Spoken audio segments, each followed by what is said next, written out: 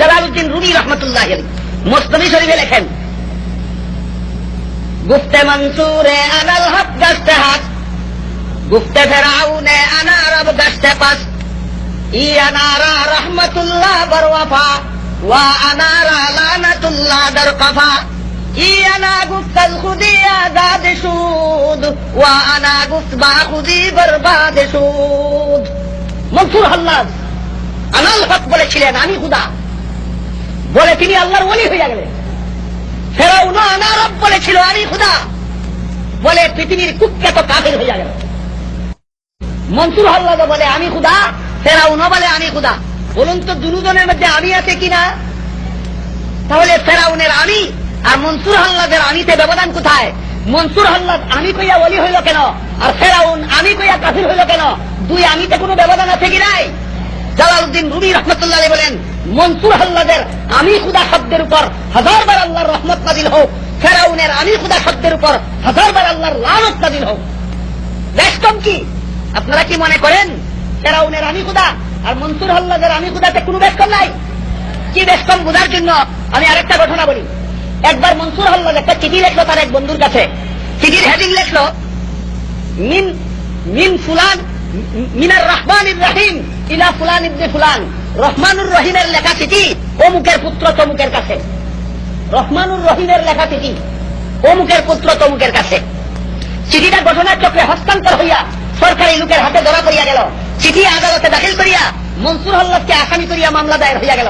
আদালতের বিচারক কাজী মনসুর হাল্লাজকে আদালতে তলব করলো। তলব করে জিজ্ঞাসা করলো, মনসুর এই চিঠিটা কার লেখা? মনসুর বলে আমার লেখা। বস এইবার তোমার স্বীকারোক্তিতে তুমি ধরা পড়েছ। যদি চিঠি তোমার লেখা হইয়া থাকে তুমি মিনার রহমানির রহিম বললে কিভাবে? রহমানুর রহিমের লেখা চিঠি বললে কিভাবে? রহমানুর রহিম তো আল্লাহর নাম, রহমানুর রহিম তো তোমার নাম না। তোমার লেখা চিঠি হইয়া থাকলে এই চিঠি রহমানুর রহিমের লেখা চিঠি হইল কি করিয়া? তাহলে তুমি নিজেই রহমানুর রহিম দাবি করছো, তুমি নিজেই আল্লাহ দাবি করছো। তখন মনসুর হাল্লাজ বলে, মহামান্য বিচারপতি, আমি যখন আমার মুখে আমি বলতে যাই, বাংলা ভাষায় বলে আমি, আর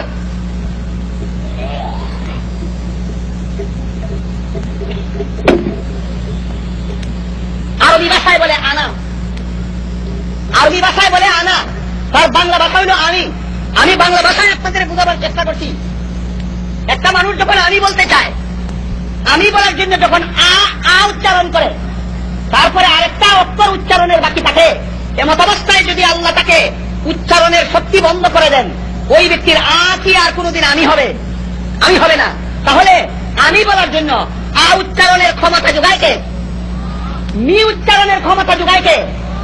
মনসুর হাল্লাজ বিচারপতিকে বলতেছে, আমার তো আমি বলবো দূরের কথা, আ উচ্চারণেরও ক্ষমতা নাই, মি উচ্চারণের ক্ষমতা নাই।